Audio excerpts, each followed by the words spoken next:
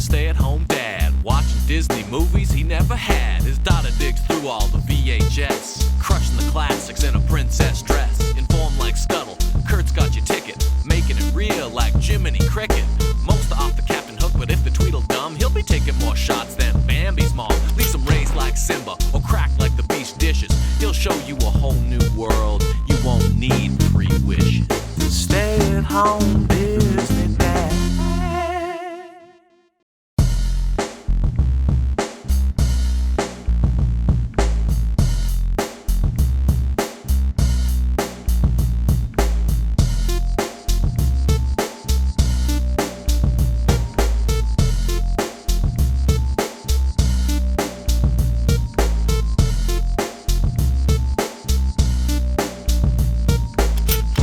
Man, no screwing around with this one. No ads for other movies. We jump right into it. There's a tightly wound science teacher named Ned Brainerd, trying to show how high-pitched sounds can shatter glass. He can't shatter the drinking glass he wants to shatter, but he shatters some nerds' glasses. And we jump to the opening credits with old-timey cheerleaders, baggy sweaters, skirts down to the ankles. Still hot. We meet Professor Shelby, who's a man of science and a lover. He's sweet-talking Betsy.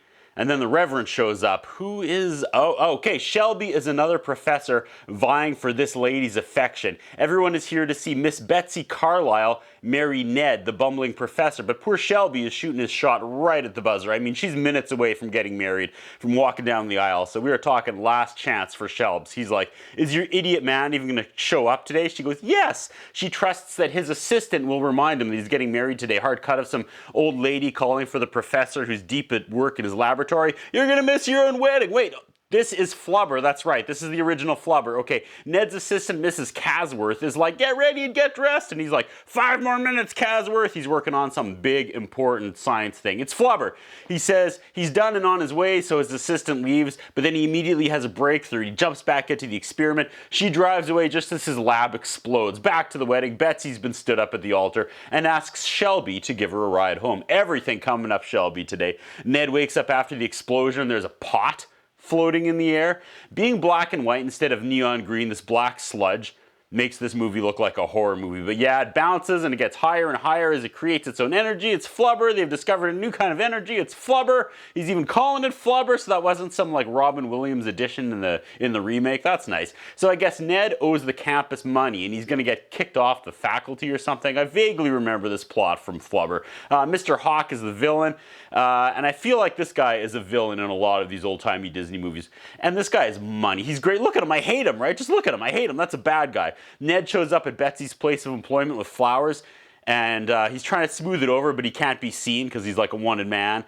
So, you know, he's like, sorry, I missed the wedding and all that. They're whispering to each other across the room, and she's like, get out! And he's like, Flubber! And she's like, what? He finally gets noticed and kicked out, but not before the dean is like, I'm furious, you flunked Mr. Hawk's son. Mr. Hawk is one of the top funders for the school, and his son's on the basketball team, but because Ned flunked his son, he can't play in tonight's big basketball game. There's a lot of plot in a very short amount of time here. The dean blows up at Ned, and Hawk and his basketball son storm out, and Ned just kind of ignores all that nonsense, and he starts begging Betsy to listen to him about this crazy new world-changing invention, Flubber.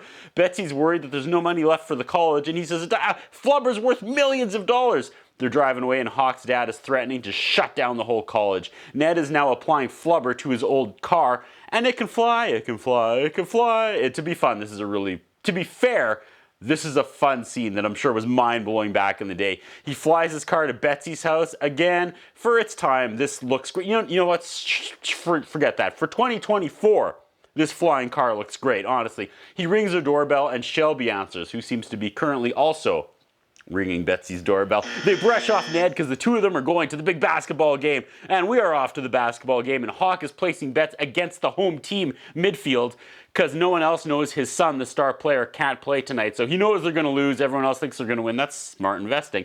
The old-timey black and white basketball footage is wild here. It dips into ridiculous and starts looking like the Globetrotters versus the Generals as the home team just gets ridiculously pummeled. Midfield is getting murdered, so Ned places some Flubber on the home player's shoes. Then he goes into the locker room at half and gives them a pep talk. He tells them to bounce and believe in the bounce. So they get back all flubbered, and again, the special effects of these kids flying through the air playing basketball is neat. After the team comes back and wins, Ned's like, Betsy, I did that with Flubber. Shelby's like, are you trying to take credit for their win? That's really sad, man. And they storm off as well. Shelby drops her off at her house, and she's like, give me time to think. I'll answer you tomorrow. And Shelby starts humming, Here Comes the Bride. Oh, Shelby's gonna make it happen. Look at this guy. Professor hovers his floating car over Shelby's car and just starts banging, like bouncing it, like dropping up and down on the roof. That was rewarding. Shelby has no idea what's happening, and then he rams, someone's ramming the top of his car over and over again. The scene goes on forever, and yet I never want it to stop. Shelby eventually gets spooked and ends up in a head-on collision with a police car. Mr. Hawk lost his money betting against the local high school basketball team, so he grills his son on what happened, and he says, the professor came and gave him a pep talk at half. Then Hawk looks out the window and he sees Ned's flying car and he figures it out. So he heads over and he calls Ned on it. Hawk, he gets it. He wants to monetize Flubber immediately. Well, actually, he wants to use it to blackmail the government. Professor Ned says, nope, bye, and a good day to you, sir. I'm going to call the President of the United States myself. And he kicks Hawk out. Hawk storms out humiliated, and as he's driving home, his kid goes, why don't you just swap cars? There's other Model Ts, so like they think it's not really Flubber. They think it's the car itself. That's fun. Professor just calls the presidents, but he gets the president's people and he tells them he's mastered anti-gravity, and they're like, sure thing, buddy, bong cuckoo. Professor is upset the president won't take his call directly, and that Hawk is sniffing around his invention, and that no one believes him about Flubber, and that his fiance is bagging Shelby. His assistant tells him to man up and go to the dance that night, punch Shelby in the face and sweep Betsy off her feet with his sweet dance moves. He says, Shelby is the dance king of the town, and I dance like a gorilla. And she says, even a gorilla would punch someone for dancing with his mate, and I'm not even going to look that up on nationalgeographic.com. I'm just going to assume that's fact. One time I read an article, this story's not here. Okay, I read an article about polar bears getting their tongues sunburned. This is like a long time ago. Like there was a team of scientists that would go and tranquilize them and then fit them with dentures. And I read this in this like sketchy actual magazine back in the day. And the more I try to research this obscure magazine, the more I think it was just like a false information fun publication meant to look real. Anyway, this is pre-internet, right? So I had no idea. Years later, I was so sick of telling this story and not knowing if this was a real thing or not. So I went to online SeaWorld like .com asked Shamu about it, and Shamu replied that basically I was an idiot. There would be no one that would ever fund something that expensive and nonsensical, and that I should really think before I type next time. And I was like, I think a simple, I don't think that's a real thing would have been suffice, Shamu.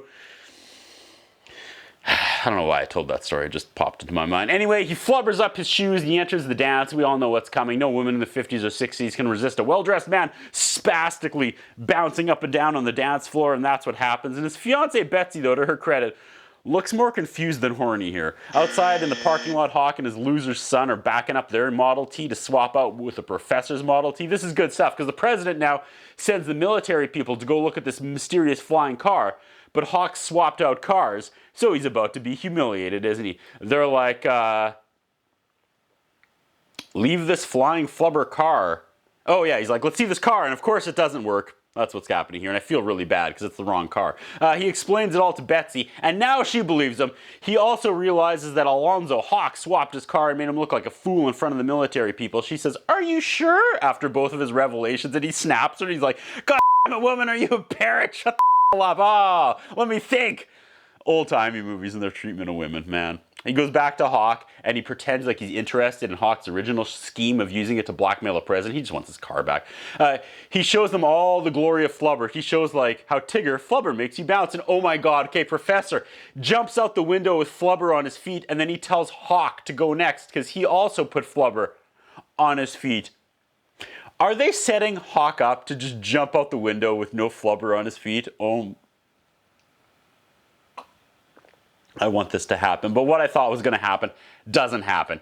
He doesn't talk Hawk into jumping out of the window and breaking his legs and spine because he doesn't actually have Flubber. He does indeed have Flubber, and he bounces, but now he can't stop bouncing, and he begs for them to make it stop. Great camera perspective from Hawk's perspective as he's bouncing up and down with Ned and Betsy in front of him. They essentially blackmail him now and demand to know where the professor's car is. He's like, it's in the warehouse. So Hawk and Betsy go to get it back. Hawk's henchmen use fishing rods and lures to pull him back down to get him to stop bouncing. Professor takes Betsy in his sky ride now, and this gold digger's suddenly all about Ned again. Hawk and his men start shooting at the flying car, and Professor makes Hawk's car hit another cop car head on like he did Shelby's, and how Hawk is getting arrested. Professor Ned, like a cocky pulls up beside the accident and arrests and asks the cop for directions, and the cop's pointing his gun as he's giving, it's over there, take a left and then a right. That's fun. The flying car has now been detected by the military as a UFO, and they're going to take action, and they deploy 2 fire jets who have to report back that it's a Model T in the air.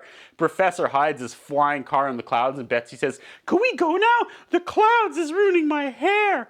Colonel says it must be something disguised as a Model T in the air, so it's a code yellow, and they're about to release all the missiles and rockets at this thing. They almost hit a giant Klansman. What is this thing? And then the writers go way out of their way to make Betsy look like an idiot, as she has no idea what any of these famous Washington landmarks are at all. There's an emergency bulletin about how if this UFO does not identify itself immediately, it's going to be shot down. The colonel starts counting to 10, but then they get cold feet at 9, and hold your fire! Some of the military underlings figure out that it's the professor's Model T. After all, the professor finally lands the Model T on the lawn of the White House, and they're swarmed, and now there's a press conference, and the president is all about Flubber, and it's going to be used in every government department. They ask Ned if he thinks Flubber is great or whatever, and he goes, "I do." And then we jump cut to him and Betsy finally getting married, and he repeats, "I do." And they fly away, and they're just married. Model T car in the sky, fade to black. I feel like the last part with the army and the military was kind of unnecessary and anticlimactic, because Hawk was the real villain, and those last 15 minutes kind of lagged, I'll be honest. Other than that, I don't know. I mean, maybe it was a USA Pride sort of thing in the end, but overall, a much better movie than the Robin Williams remake that came in the 90s. This is an old-timey plot that works way better back in the old-timey. Stuck the landing. That's what I think about. What do you think? What we have is a concern about Curtis Anderson.